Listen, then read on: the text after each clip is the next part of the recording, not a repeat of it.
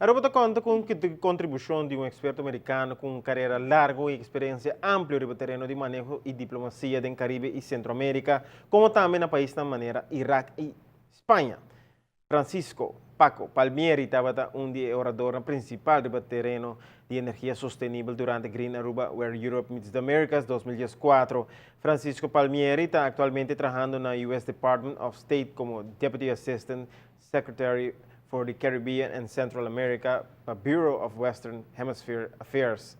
Anteriormente, estaba director del Bureau of Western Hemisphere Affairs Office of Policy, Planning and Coordination.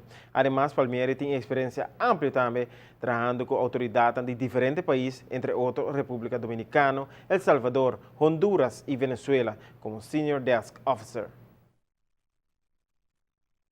We think what Prime Minister Amon is doing in Aruba in the energy sector is visionary.